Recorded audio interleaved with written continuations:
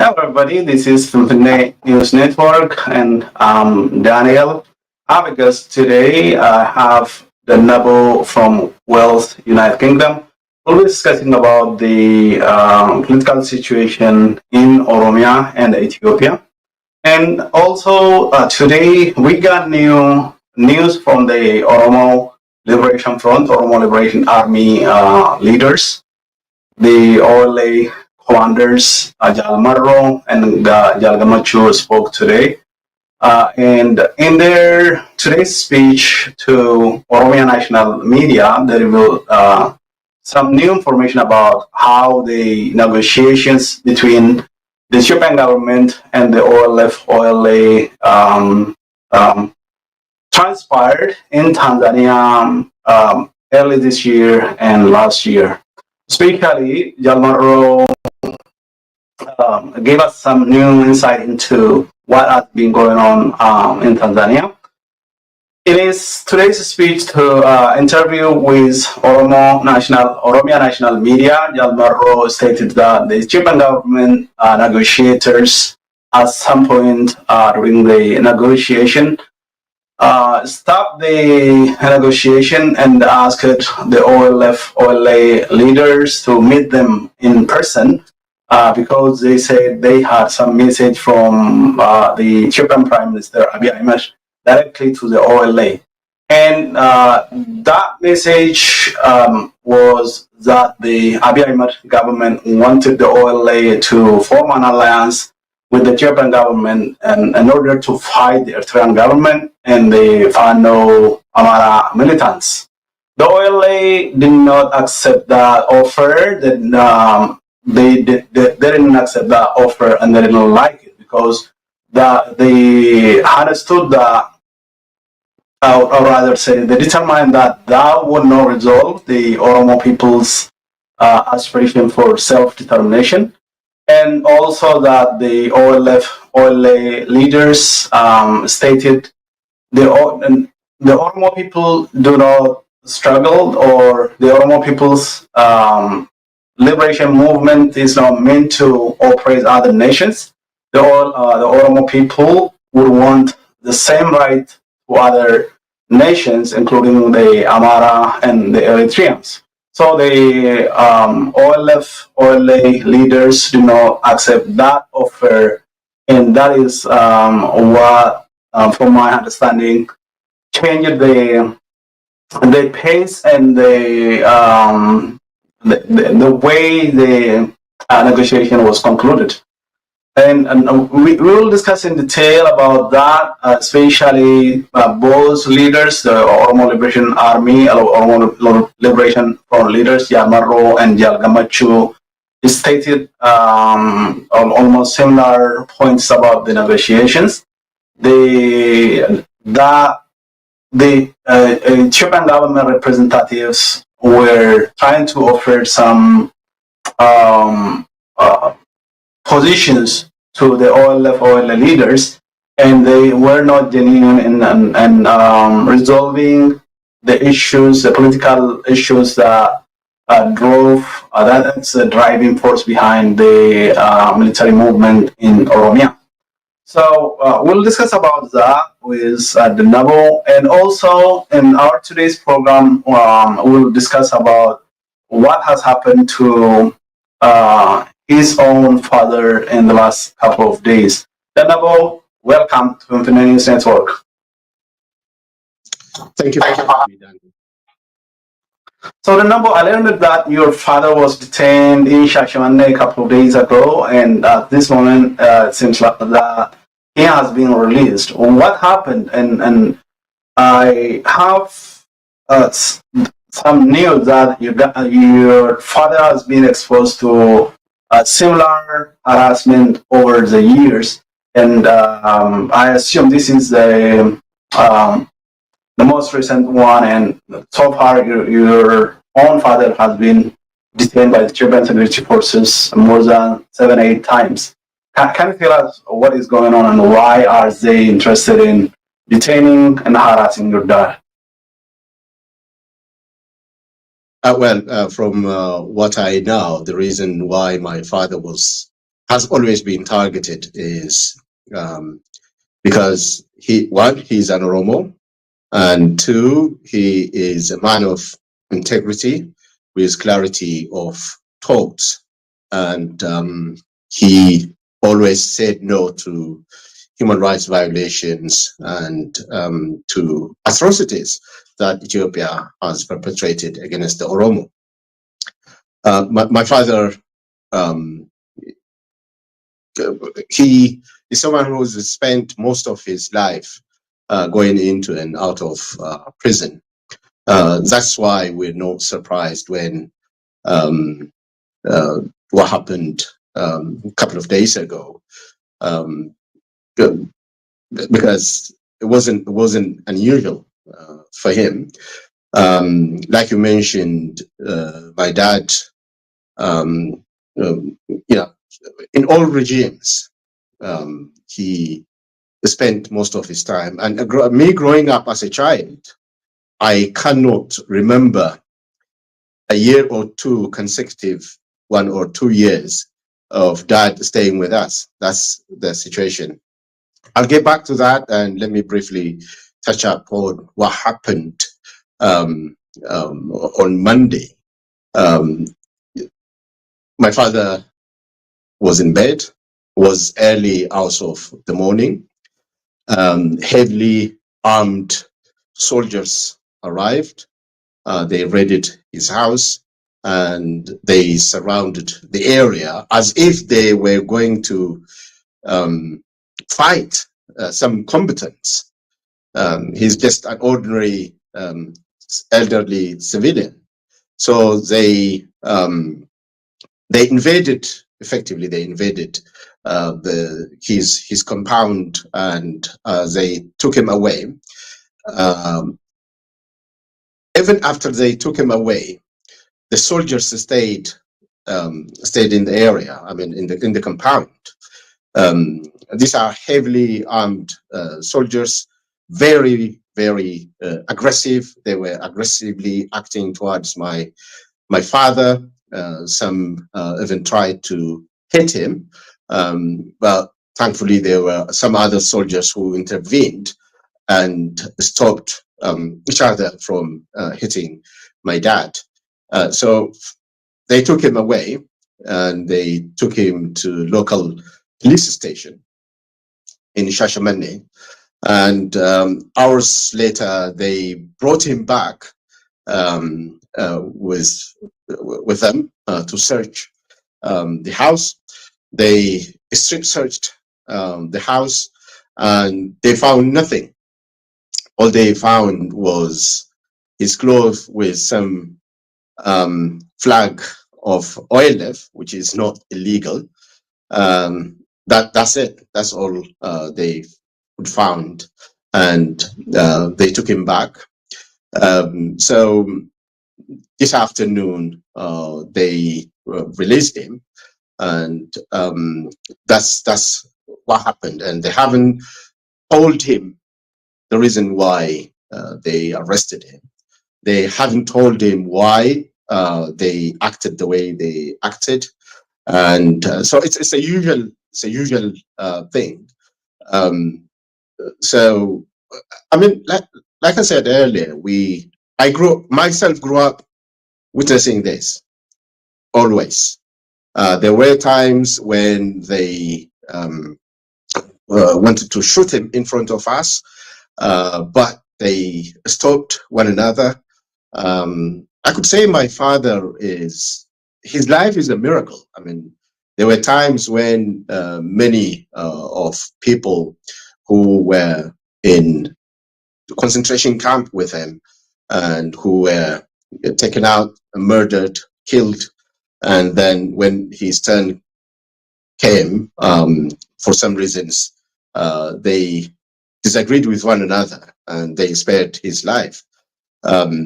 They, in one of his most recent arrests, prolonged recent arrests, he was even exposed to COVID. He caught COVID in the concentration camp. This is during COVID time. He survived it.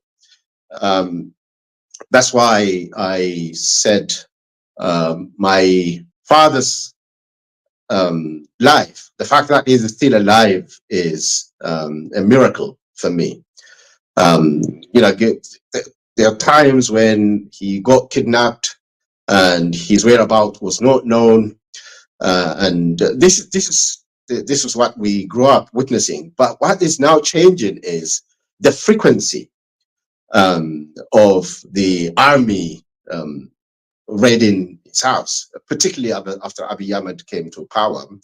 They're very aggressive. They hit my mother, my siblings, and they caused damages to his house recently. So it is getting worse and worse. I mean, for my dad, this doesn't, you know, change his position.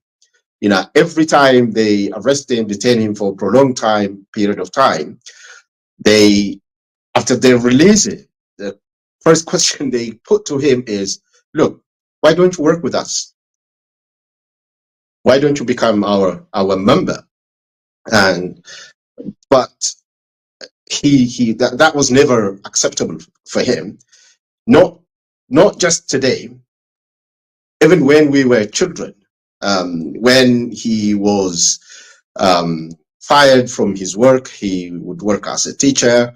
He was suspended from teaching, and then he started practicing law again.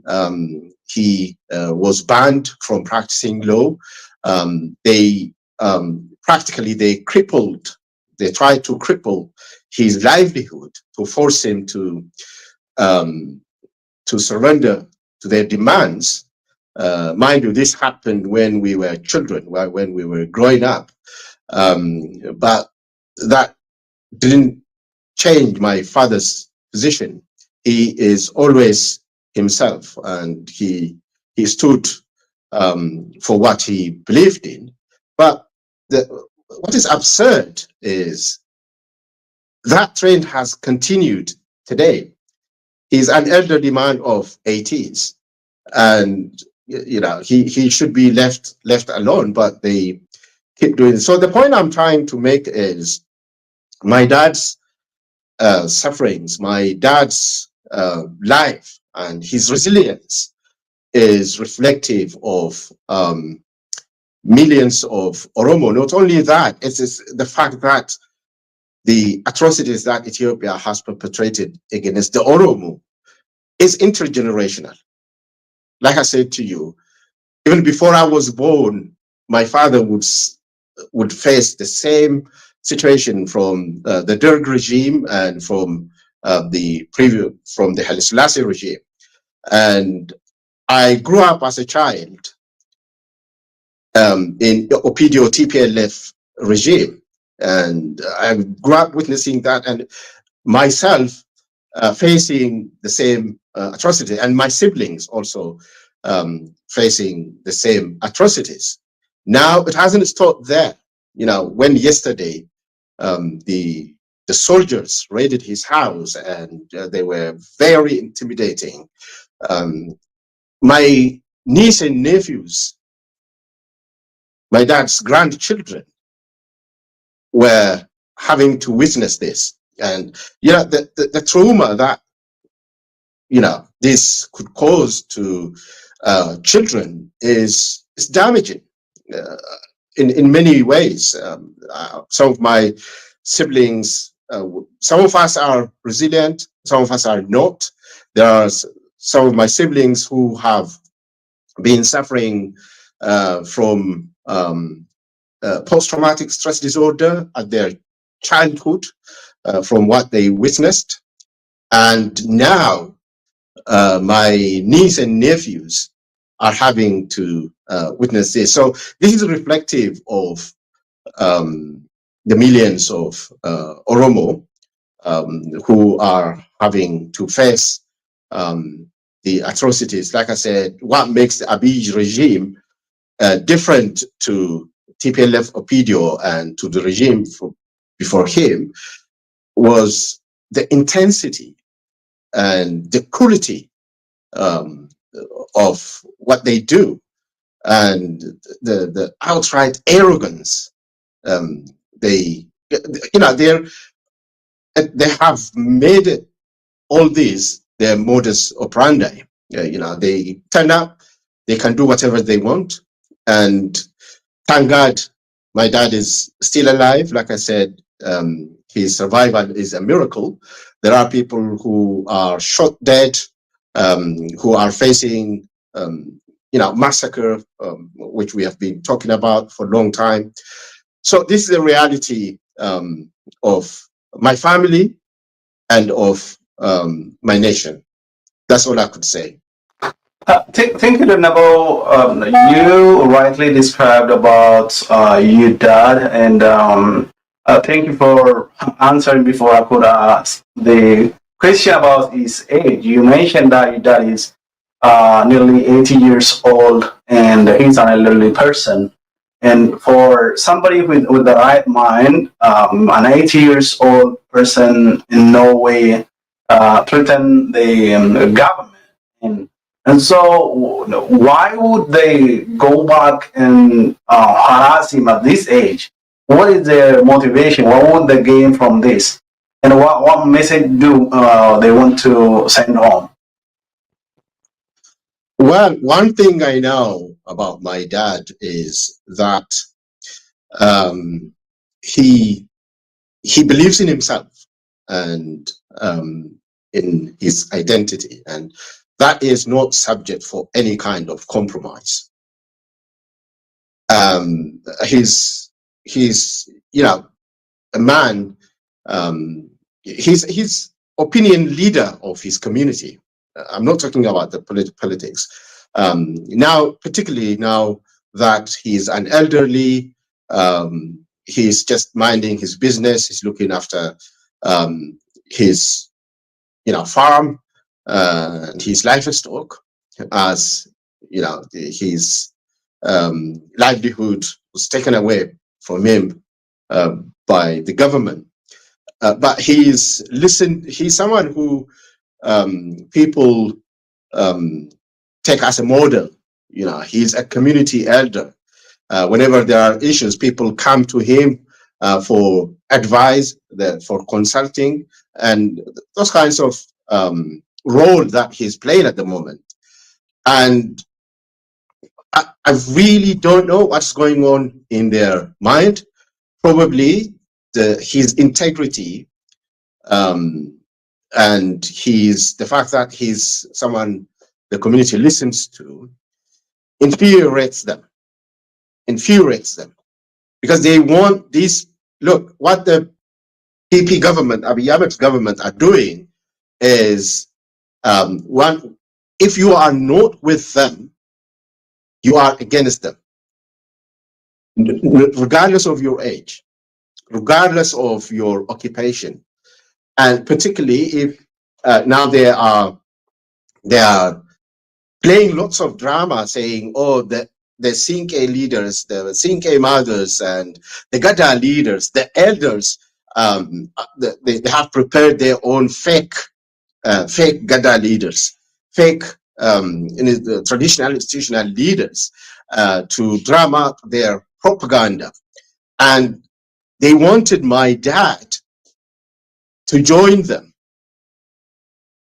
But there is no way joining them, drumming up their propaganda would be acceptable for my dad. So what they're trying to do now is they're trying to make his life as miserable and as difficult as possible on one hand. And on the other hand, look, he's an elderly man. Why would they send army of soldiers, heavily armed, large number of soldiers to his residence? One, it is to continue to inflict fear to his family. I'm not living there.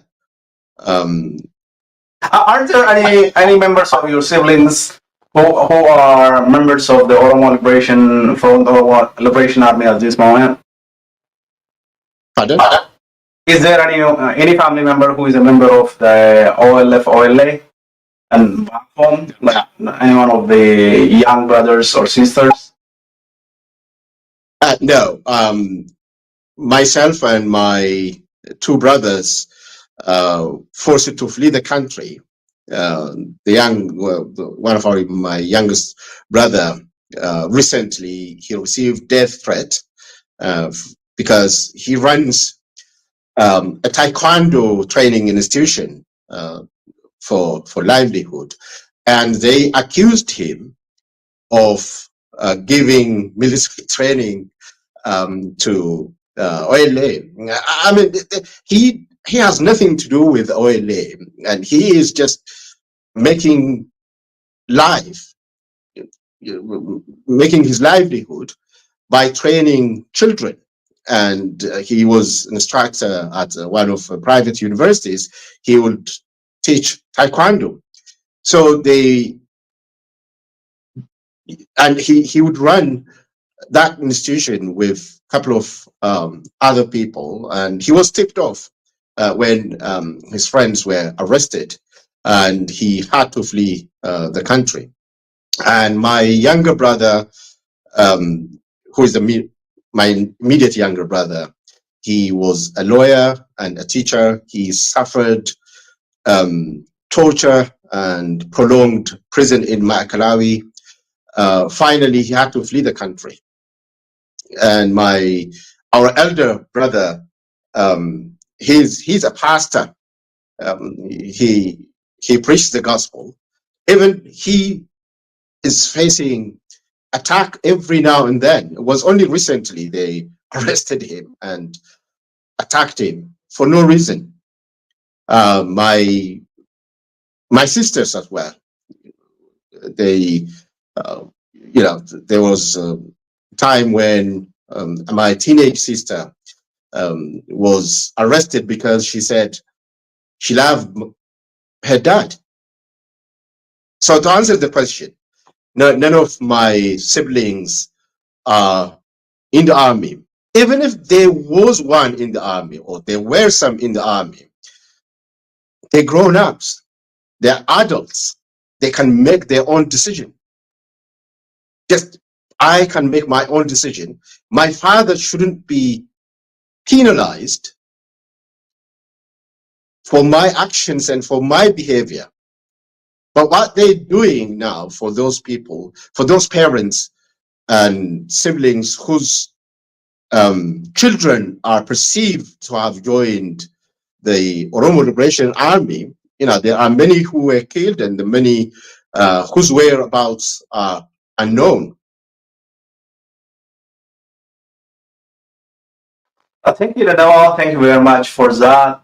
So this is one specific and example of how the Ethiopian government is harassing the Oromo citizens at this moment. Nobody is spared, as the Noble pointed out. His dad, who is about 80 years old, is facing harassment, repeated harassment, and has been detained 7-8 times before this. And he was harassed by previous government and the current government as well. As the Noble pointed out, the frequency and intensity of the harassment has increased, and it has become more and more intense, and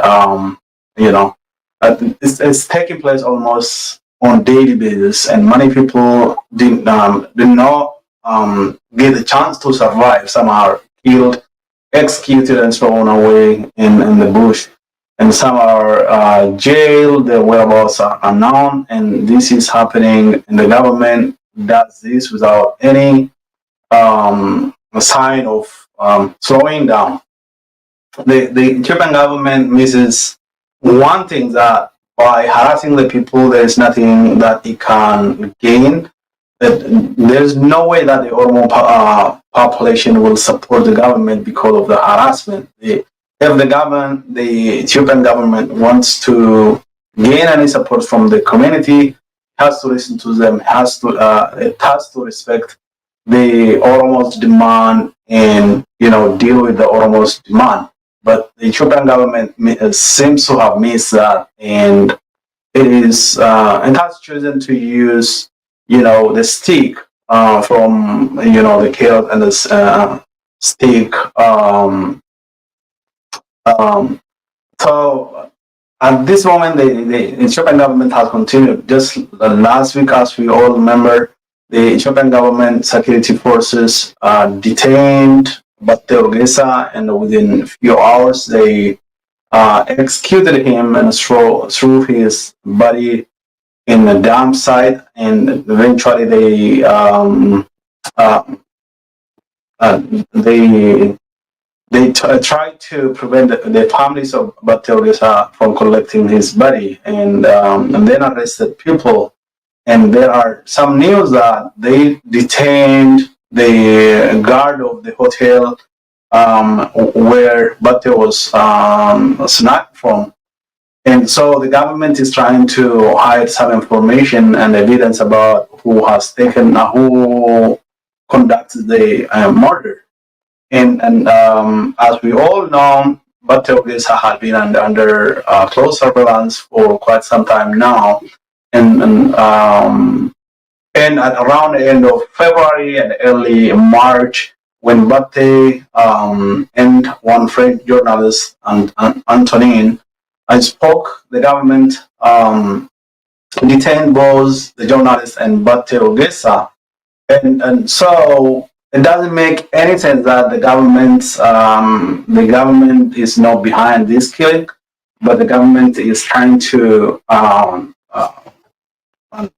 whitewash itself and point its fingers towards others, or create some kind of rogue group might have conducted this killing, but nobody's going to trust that. So still, the Oromo community are demanding for impartial and a national investigation into this killing. And so as we speak, the harassment has continued.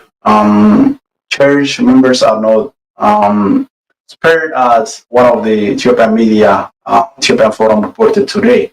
Several churchgoers in West Wolaga zones in Agdami, around 9 of them, and around Nekant in East Wolaga zone, around 14 of them were taken out of church and executed by Ethiopian security forces.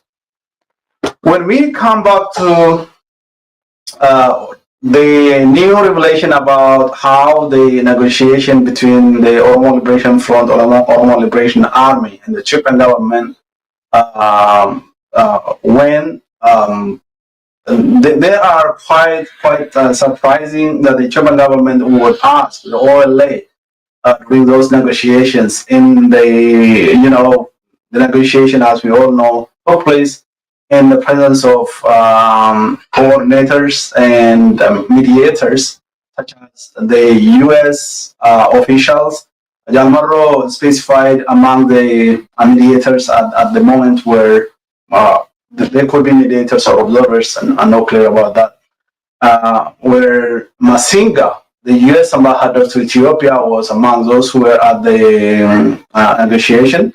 Others are such as the government of Norway and IGAD and the Kenyan government were mentioned to be among the mediators.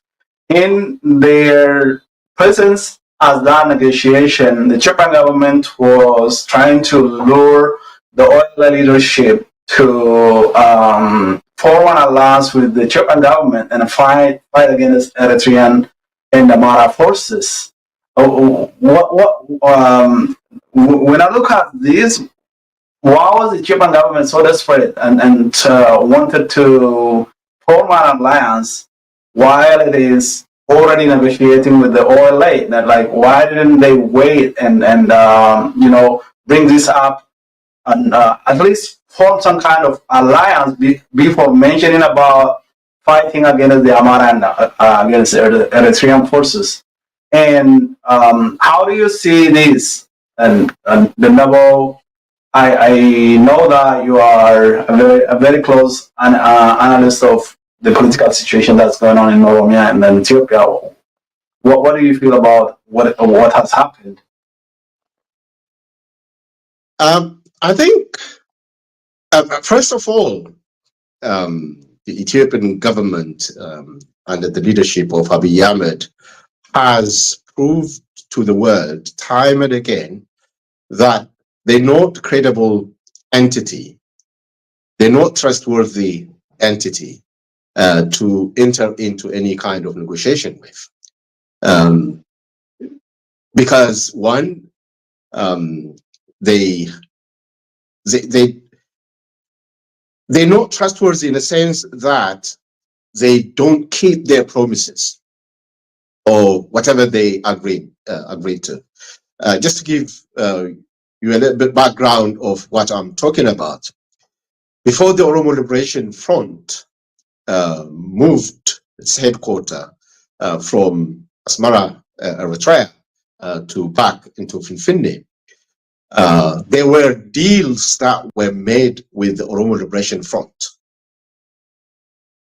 with regard to what would happen to the members, with regard to how to conduct, to allow the Oromo Liberation Front to conduct their political programs peacefully in the country, and to restore the properties of the Oromo Liberation Front that were confiscated by Ethiopian government in 1990s, and many promises. It was based on this agreement that the Oromo Liberation Front decided to move from its headquarters from Asmara to Finfinne. Of course, there were many pressures. There were many pressures saying, no, these guys are not trustworthy. The Oromo Liberation Front shouldn't take that risk.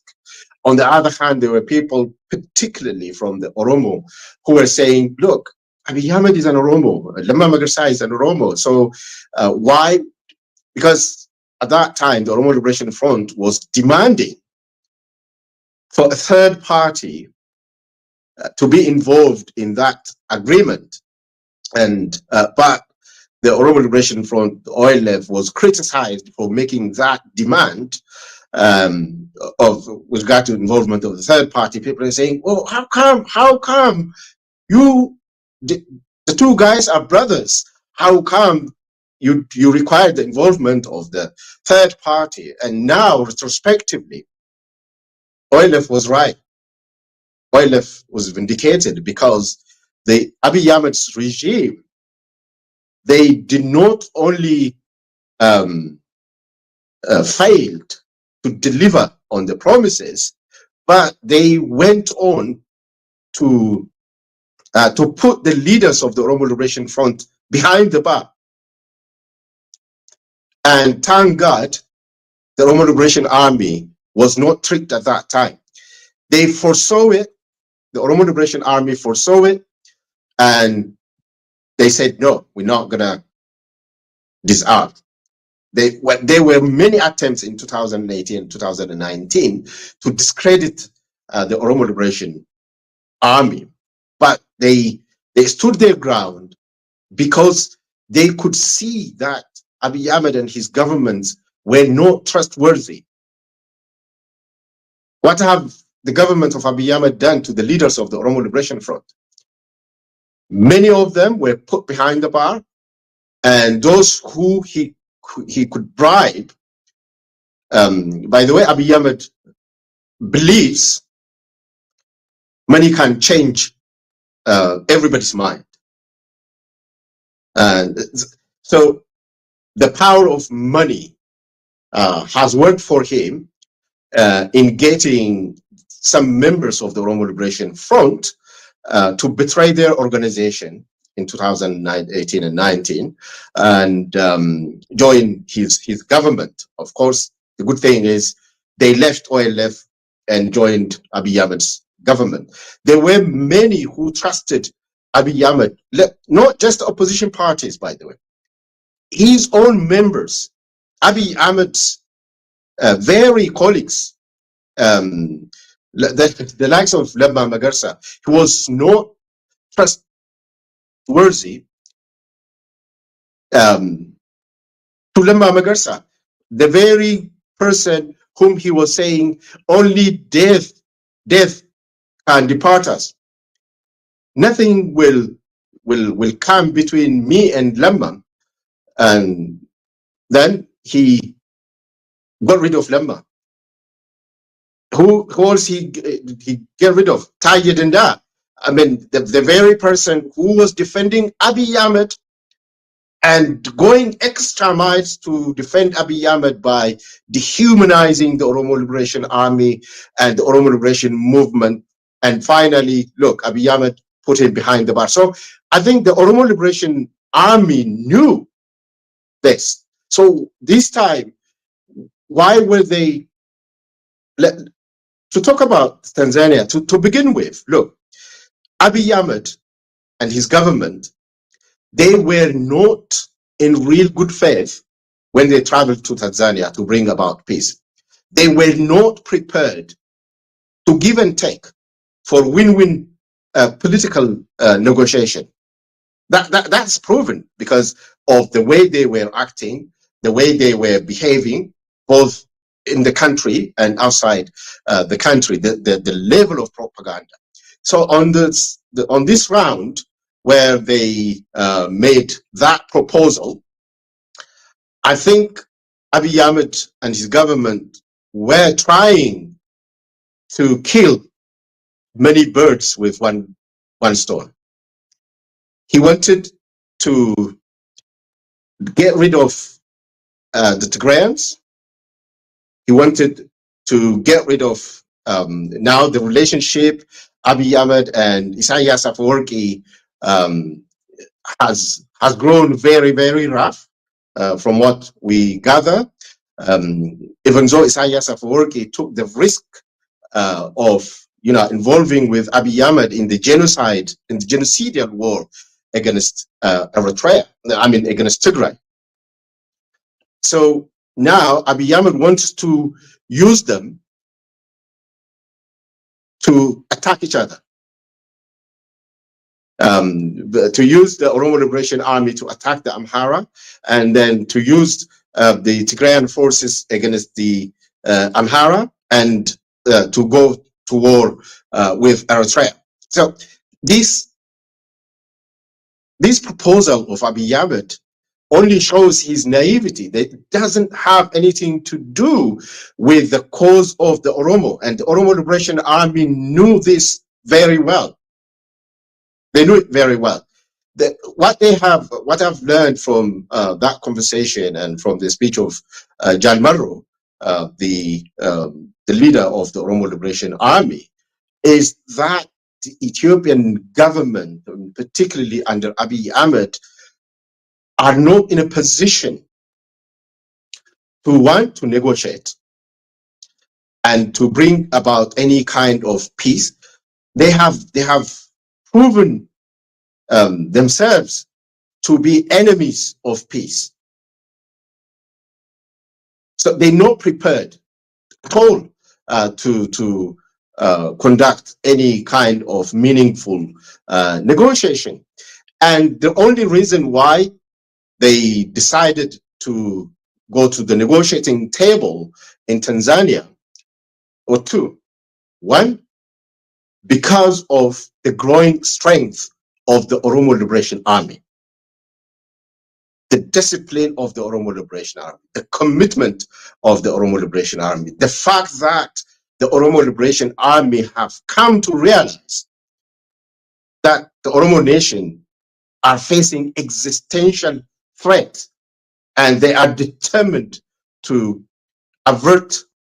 curb that existential threat that the Oromo people are facing. That is one.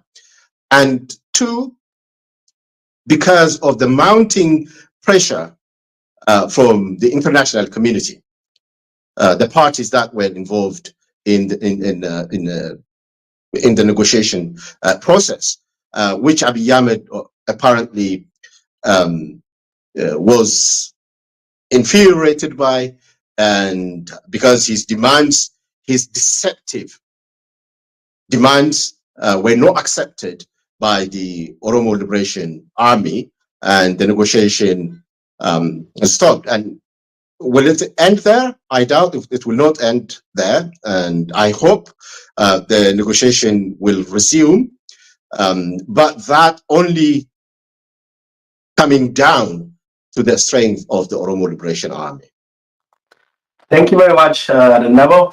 So in his conversation today, in his interview with the Oromia National Media today, Jalmaro and Jalgamachu spoke about how around well, first they say the Ethiopian government representatives first wanted to negotiate about the army, about the military, and the Jalmaro said that the Oromo side, the Oromo Liberation Front, the Oromo Liberation Army representatives didn't want that. They wanted to discuss about the political aspect of the conflict, and the Cuban government didn't want that. So that was one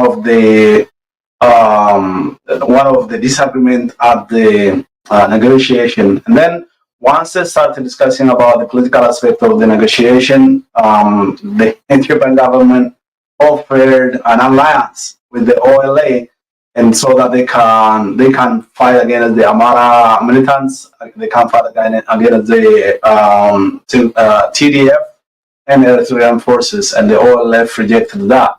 And Jalmaro mentioned among the Ethiopian government representatives, Redian Hussein, tried to say, look at me, I am representing the Silte people, and I'm working with the government, and my people are now enjoying peace. Why don't you just work with the government and enjoy, and your people can enjoy the same peace? And Jalmaro, well, the Oromo Liberation Army leadership did not accept that. The OLF did not accept that, and they continued the negotiation. And Jalmaro, and both Gamachu and Jalmaro, states that around the end, the OLF-OLA were expecting the negotiation would continue because, according to Jalmaro, the government representatives were they acted as if like children. They would stuck at something and run to their hotel, they come back and negotiate. The mediators will bring them, kind of coerce them to come to the table. And again, they would run away, kind of feel angry. They are upset and they run away towards their hotel. And they come back again and they continue. And around the end, the OLA felt that the negotiation would continue, but eventually, while they were expecting the negotiation would continue, Wario went on Twitter, the moment X, and Jalmaro's words in broken English released some statement about the failure of the negotiation. And so the OLA was forced also to issue a statement about that, according to Jalmaro's and Gamachu's statement today. And so there is a lot of revelation about the negotiation, about the Ethiopian government. Jalmaro stated that the Ethiopian government was saying the OLF has not captured any zone, any district, and its force was not strong enough, and it should accept the Ethiopian government's offers. And it was not even Jalmaro or the OLN negotiators who had to state that no, that's inaccurate, because U.S. Ambassador Masinga, according to Jalmaro, was one of those who mentioned, even I, who is living in the capital, cannot go out in Toto and stroll peacefully because the surrounding is under the OLS control, and the security situation outside the capital was not certain. So there was not accurate information, even according to the U.S. ambassador. And so a lot has been revealed in this in today's interviews. Those who are able to listen Afan Oromo, who understand Afan Oromo, should listen to Oromia National Media for the full content. It was the first round was televised today, and it was transmitted on, I think, on YouTube, on Telegram, and Rumble, and Facebook and other social media accounts of the Oromia National Media. A lot has been revealed. Also, Jalmaro and Gamachu highlighted about the opportunities their travel towards Tanzania that it gave to the OLA, because they got time together and they could, they could work on some internal issues, and they iron some hardships, and try to fix a lot of things. And Jalmarro and both Jalgamachu stated that some of the infiltrates, the forces that the government sends towards the OLA to tarnish the image of the OLA has been filtered out and removed from the OLA rank and files, and from the armies. And the both leaders also stated they expanded the Oromo Liberation Army into 8 zones, and up to that moment it was only classified into 5 zones. And now they added a Horan Study zone, and as well as one Guji zone that operates around the gold mining site. And so those 2 zones are added, and now there are 8 zones. So the Oromo Liberation Army now operates under in 8 different zones, and then under 8 classification, and they have created what is called the Gumisaba that contains about 57 leaders, and 5 central committee, 7 central committee, and the 5 a waiting list for the central committee members. So overall, 57 leadership have been elected or appointed, and so there was reorganization and clearing of rank and files, and removing those who are suspected to have been engaged in tarnishing the image of the OLA. And Jalmarro and both Jalgamachu and Jalmarro said they are now ready to start operations. They are close to completing the training of new recruits, and the OLA is now ready to start taking actions. And so it looks like in near future there might be some intense fighting between the Ethiopian government forces and the OLA. And also the fact that both Jalmarro and Jalgamachu spoke together today gives a lot of weight into the what they have to say, because over the last 5-6 years a lot has been done. The OLA grew exponentially, and now they're taking the time, reorganizing, and creating some stability. Means a lot to the Oromo people, and I hope this is going to unite those who are supporters and those who are living outside Oromia, as well as those living inside Oromia. In addition to all the news and information, very interesting information that both leaders gave us today, they also gave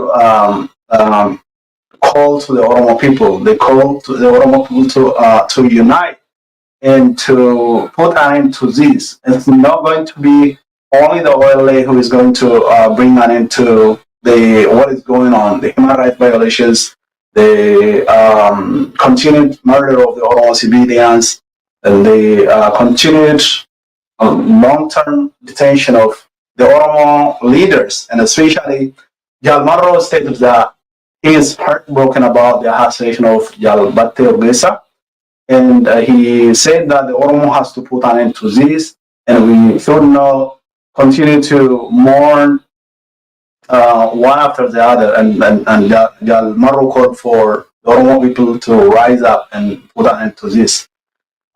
And concerning Taye Danda, Jalmaro said that he was once a colleague and a friend at school, and they were in prison together. And the boss, when Jalmaro joined the OLA, the OLF, both tried to join. And Jalmaro mentioned that he had told Taye early on when they were trying to join the OLF that if you want to speak, you have to have a force. If you don't have a force and you speak, you will end up in prison and you will end up, at the mercy of those who are in power. And instead, the Taye didn't care about that, and he went ahead and spoke.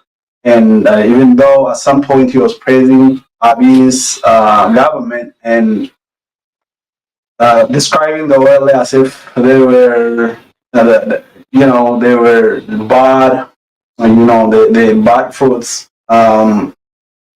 Jalmaro kind of like knew that if he spoke, he would end up like that.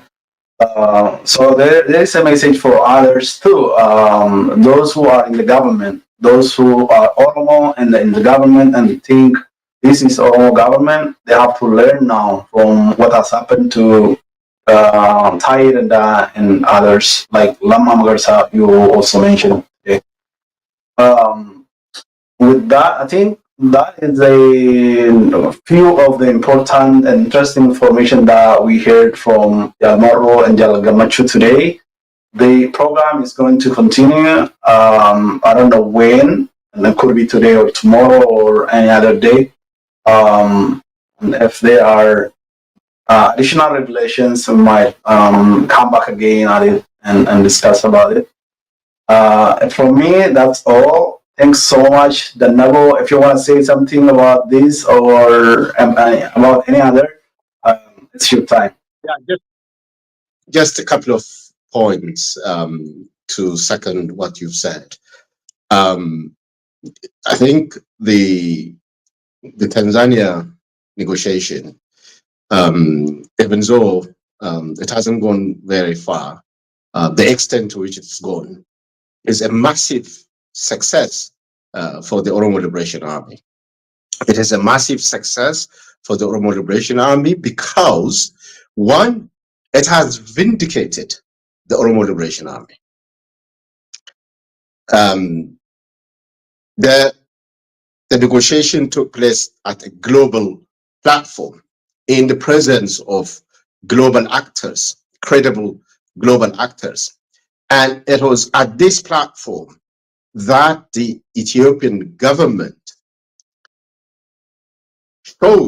demonstrated to the world that they're not prepared for peace.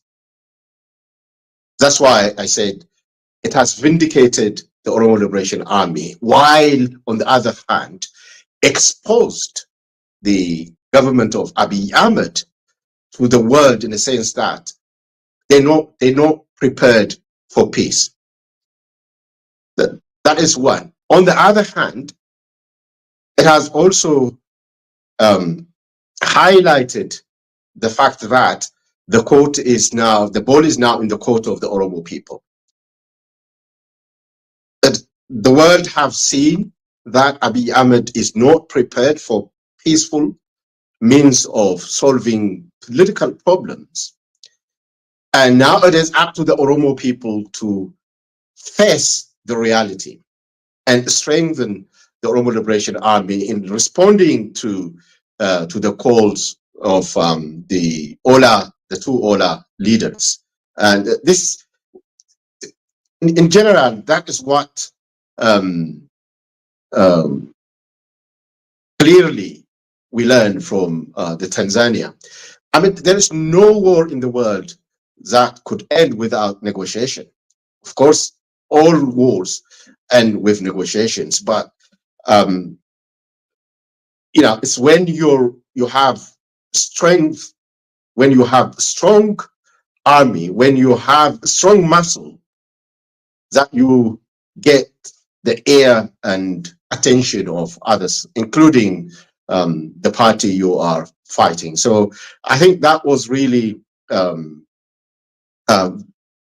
very, very good message delivered by the two leaders. And now the world have seen, and the Oromo also have seen, then the court again is back to the Oromo's court with regard to enhancing the strength and the support given to the Oromo Liberation Army. That's what I wanted to add. That has been Fifine News Network, and our guest today was the Nebo Wario from Wales, United Kingdom. It's in the evening over there. Thanks so much, the Nebo, for giving us your time, and we'll be back another time again, analyzing about the political situation in Oromia and Ethiopia. And so much over today. Thanks so much for watching. And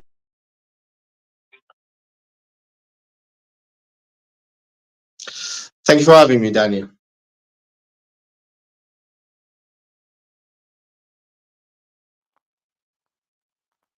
all right, everybody. So this is Fifine News Network. We will follow up the Oromia National Media and the messages and interviews of the Oromo Liberation Front, Oromo Liberation Army, Higher Command Yalmaro, and his Deputy Yal Gamachu. I'll get back to you. Till then, bye.